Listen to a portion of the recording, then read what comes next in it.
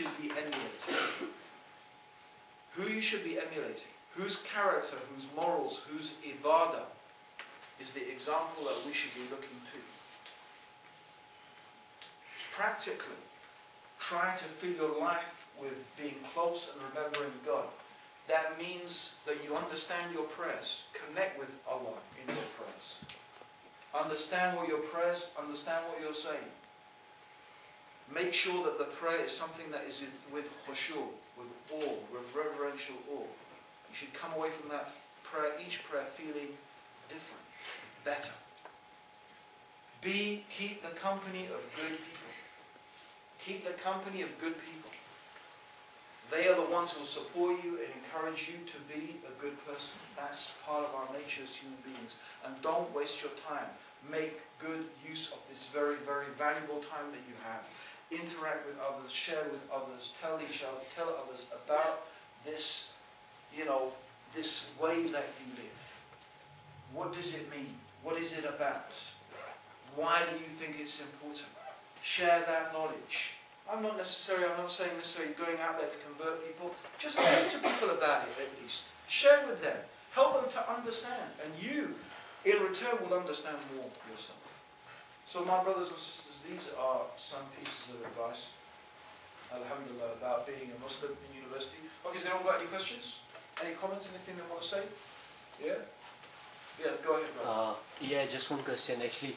A general image of Muslims, like among non-Muslims, is that we are sort of really conserved people, living in a box or something, don't want to come out of the box. One thing in university life is that we have got like non-Muslim friends, and most of the time if they invite us on a dinner or anything, a gathering or something like that, most of the time is in the pub or somewhere like we don't want to go there.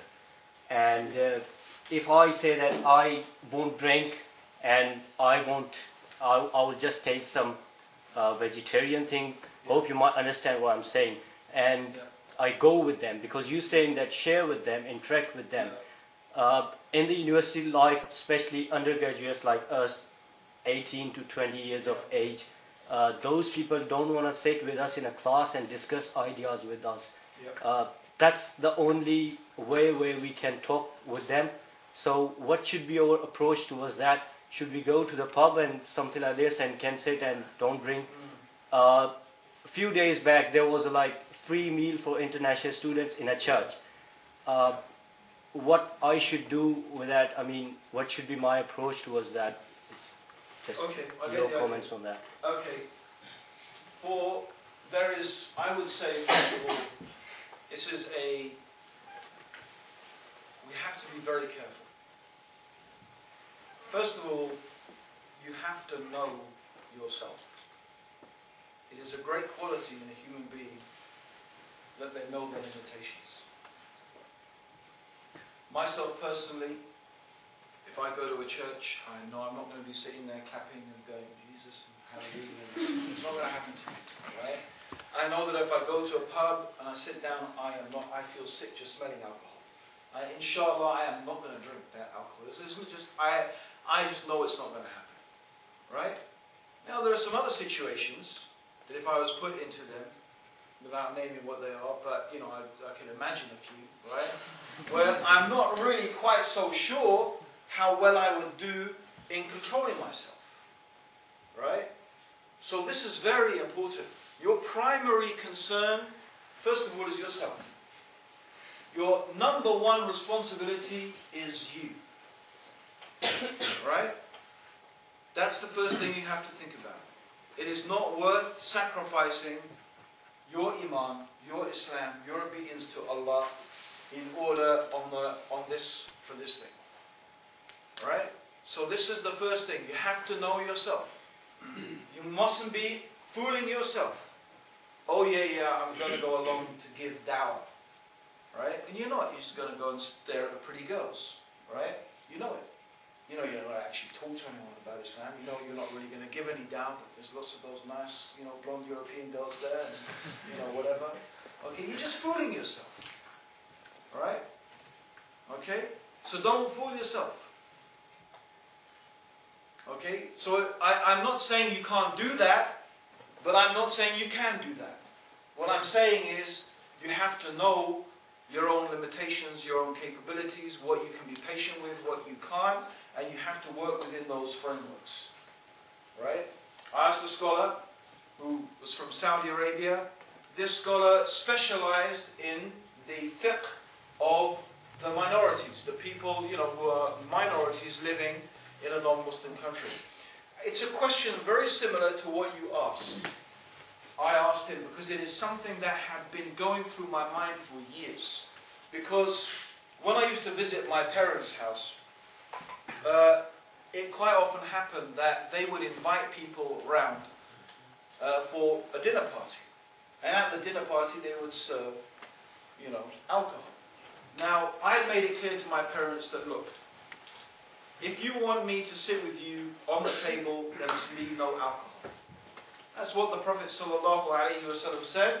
He said that the believer does not sit on the same tablecloth where there is alcohol. You don't sit on the same table where there is alcohol. That is a general rule. Okay?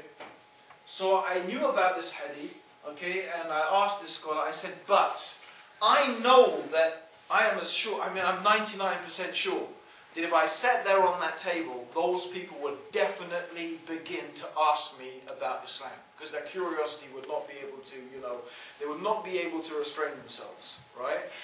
They're going to be asking, oh, Anthony, why did you become a Muslim? And some of these people are quite important people. My parents, mix in that sort of society. So my potential to be able to explain things and, whatever, is the potential for giving dawah is big. So I said to the scholar, so, obviously I've never sat on the table, I've always said no, but, is that the right thing to do?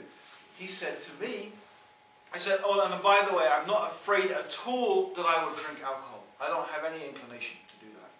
He said to me, you should go, and you should sit. And even if you don't talk to them directly about Islam, right, even if indirectly you can say things, that would be beneficial as well, right? So I thought, okay. So I said, but didn't the Prophet say that you shouldn't sit on the same table where there's alcohol? He said, yes, that's true.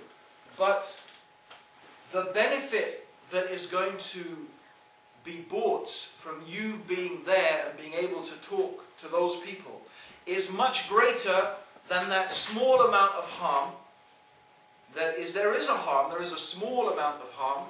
There is harm, but it's small. So compared to the benefit, then that benefit outweighs that harm. Right? So then I thought, okay, let's test this, see how far we can push it. Right? So I said, what if I just sip a little bit of alcohol? Yeah, I just take a little bit of, just a little sip, just to make them feel, what I'm joining in and this and that, so I can talk to them and this and that. He said, no, that is not allowed under no circumstances. I said, well, how come this is allowed and then that is not allowed? Okay. He said, well, this is the thing. He said, you can only know this when you know the Sharia well. When you understand the Sharia well, when you understand the purpose and the intention of the Sharia well, then you will know that. So the actual drinking of alcohol is a serious matter. It's a major sin, even if it's a small amount. Okay? It's a kaba'ir. The person who drinks it, the person who carries it, the person who pours it is cursed. Whereas what the Prophet said about, he just said, the believer does not sit on the same tablecloth where there is alcohol. Meaning, the condemnation of this is not as serious as that. Meaning there's more of an allowance. Okay? But in general, in order to be able to know, you have to be able to weigh things up. Where is the benefit and where is the harm? Is there really a benefit? Is there really something that can be achieved from this? Or is this just me an excuse to hang out with people? Right? You have to know. Am I really going to be able to influence people, to make them have a good image of Islam? Right? Or am I just fooling myself? Right? So the question you have to ask yourself, for example, well, if I go there, how will anyone even know I'm a Muslim? My presence there, how is it, what am I going to do with sort of badge, Muslim on my head or something? Or what, I'm a Muslim, talk to me, or I'm not going to blow you up, don't worry. I mean, whatever it